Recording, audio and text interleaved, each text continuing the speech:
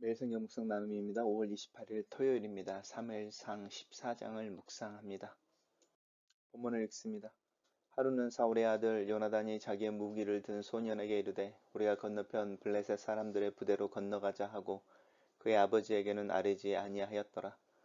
사울이 기브와 변두리 미그론에 있는 석류 나무 아래에 머물렀고 함께한 백성은 600명 가량이며 아히야는 에봇을 입고 거기 있었으니 그는 이가봇의 형제 아히두베의 아들이요 비느하스의 손자요 실로에서 여호와의 제사장이었던 엘리의 증손이었더라. 백성은 요나단이 간 줄을 알지 못하니라. 요나단이 블레셋 사람들에게로 건너가려 하여 하는 어기 사이 이쯤에는 험한 바위가 있고 저쪽에도 험한 바위가 있는데 하나의 이름은 보세스요 하나의 이름은 세네라. 한 바위는 북쪽의 믹막스 앞에 일어섰고 하나는 남쪽에서 게바 앞에 일어섰더라. 요나단이 자기 무기를 든 소년에게 이르되 우리가 이 할례 받지 않은 자들에게로 건너가자. 여호와께서 우리를 위하여 일하실까 하노라. 여호와의 구원은 한 사람의 많고 적음에 달리지 아니하였느니라. 무기를 든 자가 그에게 이르되 당신의 마음에 있는 대로 다 행하여 앞서 가소서. 내가 당신과 마음을 같이 하여 따르리이다.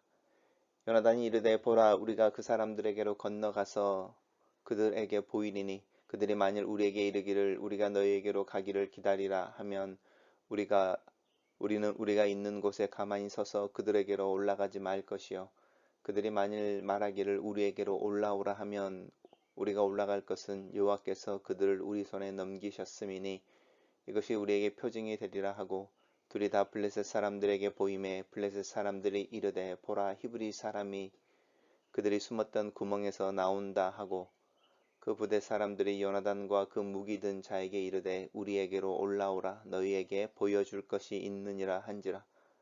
요나단이 자기의 무기를 든 자와 자에게 이르되 나를 따라 올라오라 여호와께서 그들을 이스라엘의 손에 넘기셨느니라 하고 요나단이 손 발로 기어 올라갔고 그 무기를 든 자도 따랐더라. 블레셋 사람들이 요나단 앞에서 엎드러짐에 무기를 든 자가 따라가며 죽였으니 요나단과 그 무기를 든 자가 반나절 가리 땅 안에서 처음으로 쳐 죽인 자가 20명 가량이라. 들에 있는 진영과 모든 백성들이 공포에 떨었고 부대와 노략군들도 떨었으며 땅도 진동하였으니 흔들림이 있었더라.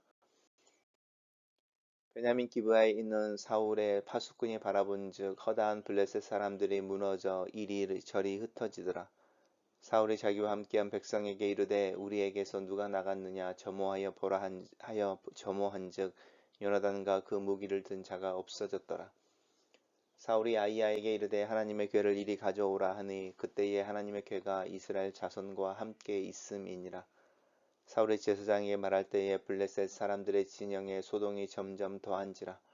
사울의 제사장에게 이르되 내 손을 거두라 하고 사울과 그와 함께 한 모든 백성이 모여 전장에 가서 본즉 블레셋 사람들이 각각 칼로 자기의 동무들을 침으로 크게 혼란하였더라. 전에 블레셋 사람들과 함께 하던 히브리 사람이 사방에서 블레셋 사람들과 함께 진영에 들어왔더니 그들이 돌이켜 사울과 요나단과 함께한 이스라엘 사람들과 합하였고 에브라임 산지에 숨어있던 이스라엘 모든 사람도 블레셋 사람들이 도망함을 듣고 싸우러 나와서 그들을 추격하였더라. 여호와께서 그날에 이스라엘을 구원하심으로 전쟁의 벳아웬을 지나니라. 오늘의 본문은 세 개의 단락으로 나눠져 있습니다. 첫 번째 단락입니다. 우리 어제 묵상했던 부분에서 긴박한 상황이었습니다. 해변에 모래같이 모인 그 블레셋 사람들을 보고 이스라엘이 놀라서 혼비백산하고 전의를 상실한 채 이렇게 흩어지고 있었습니다. 사무엘은 늦게 오고 사울은 그 전세를 극복하기 위해서 스스로 제사를 지내다가 사무엘에게 책망을 받는 부분이었고 사울과 함께 남은 사람들이 겨우 600명이었다라는 부분이었는데 그 상황에서 요나단이 자기와 함께한 자기의 무기를 든 소년이라고 말하는 자기의 사환 뭐 이렇게 부하 이렇게 말할 수 있는 두 사람이 이제 사울에게 말하지 않고 블레셋 부대로 건너가서 이제 뭔가를 하려고 하는 부분이 첫 번째 단락입니다. 그래서 첫 번째 단락에서는 배경을 설명하고 있는데 요나단이 이제 그런 생각을 가지고 있었고 사울은 기브와 변두리 미그론이라고 하는 곳에 있는 석류나무 아래에 머물러 있었고 함께한 사람이 600명이었다. 그리고 이제 아히야라고 하는 이 제사장이 사울과 함께 있었다라고 이야기합니다. 그리고 이 아히야는 엘리의 증손이었습니다. 비느하스가 아버지인 거죠. 우리 알고 있는 것처럼 엘리가 죽을 때 이스라엘이 블레셋 사람들과 싸워서 패하고 하나님의 법궤를 잃어버리고 홀리와 비느하스가 죽고 엘리가 죽고 그때 비느하스의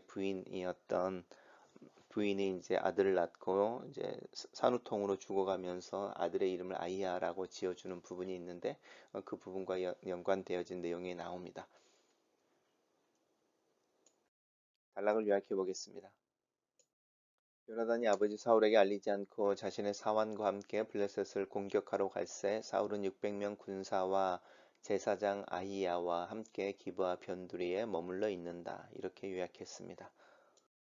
요나단이 이제 블레셋 사람들의 요새로 이제 건너가면서 하나님께서 우리를 위하여 일하실까 하노라라고 하는 부분과 하나님의 구원은 사람의 많고 적음에 달리지 않았다라고 이야기하는 믿음의 고백이 있고 그리고 이제 하나님의 뜻에 대해서 분별하는 법을 이야기합니다. 그래서 우리가 만약 그렇게 올라갔을 때에 블레셋 사람들이 우리에게 오겠다 하면은 우리가 가만히 있는 곳에서 이제 올라가지 말자라고 하는 부분이죠. 블레셋 사람들이 산 쪽에 요새에 진을 치고 있어서 아마 그런 것 같습니다. 반대로 우리에게 올라오라 하면 우리가 올라갈 것인데 그것은 하나님께서 그들을 우리 손에 붙이셨기 때문이다라고 이제 하나님의 뜻을 어떤 분별하는 징표에 대해서 이야기를 하고 있는데 특별히 이제 구약에서 하나님의 뜻을 분별한다고 하는 부분들이 쉽지는 않은 일이어서 이렇게 어떤 계획 속에서 하나님이 이루어 주시는 것을 통해서 하나님의 뜻을 분별하려고 하는 부분들이 종종 성경에 나타납니다.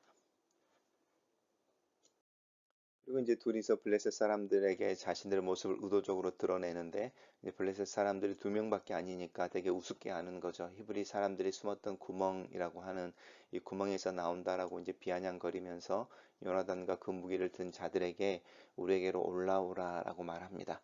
이 이야기를 들은 요나단이 이제 고백을 하는 거죠. 아, 여호와께서 그들을 우리 손에 넘기셨다. 하나님의 구원은 숫자에 많고 적음에 있지 않다라고 하는 부분입니다.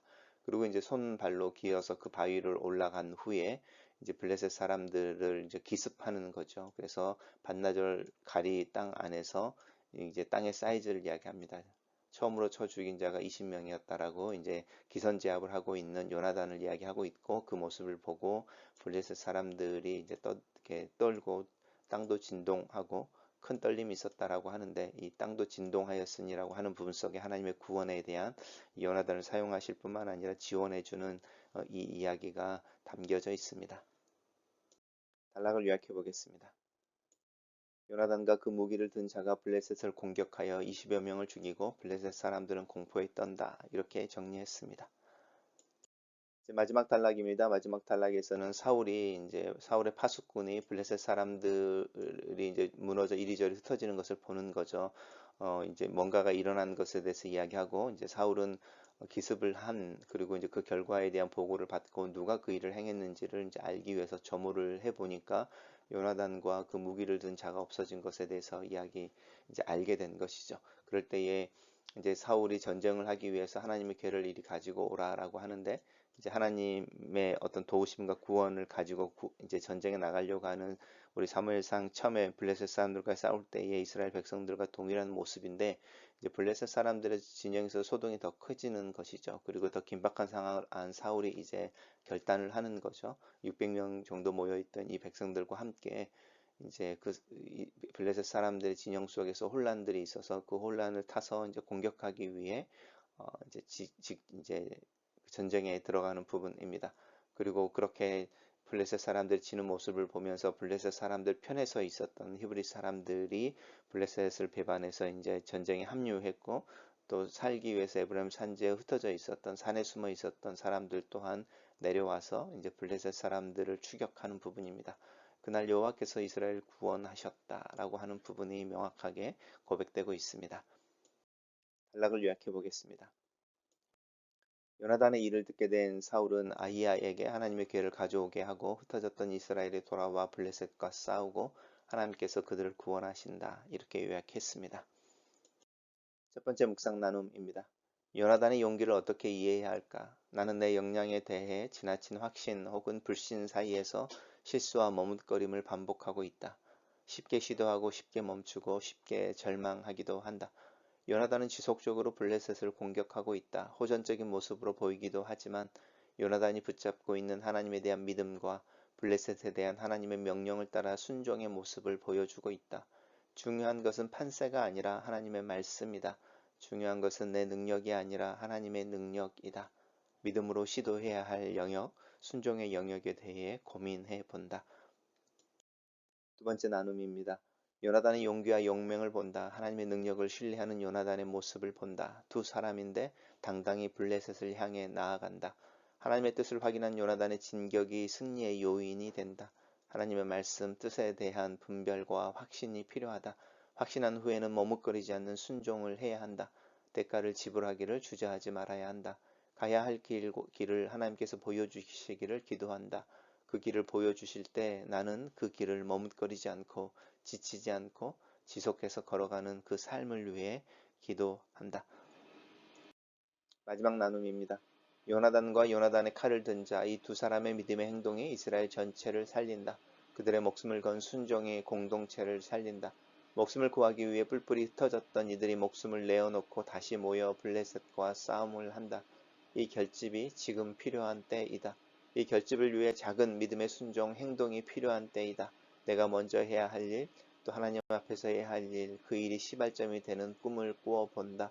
하나님께서 은혜와 지혜를 주시기를 기도한다. 글로 쓰는 기도입니다. 살아계신 하나님, 요나단의 용기를 봅니다. 하나님 앞에서 무모해 보이는 듯한 순종 행동을 위해 기도합니다. 나로 하나님의 뜻을 분별하게 하시옵소서. 그 뜻을 순종할 줄 아는 믿음과 용기를 위해서 기도합니다. 팬데믹 이후 다시 모여야 하는 이 시점에서 흩어진 마음과 두려움을 극복할 수 있는 하나님의 지혜를 구합니다. 나로 하나님의 뜻을 구하는 자가 되게 하소서. 그 뜻을 실행할 순종의 마음을 먼저 갖게 하소서. 내 작은 믿음의 순종이 교회와 하나님 나라를 위한 영향력이 되게 하소서. 예수님 이름으로 기도합니다. 아멘.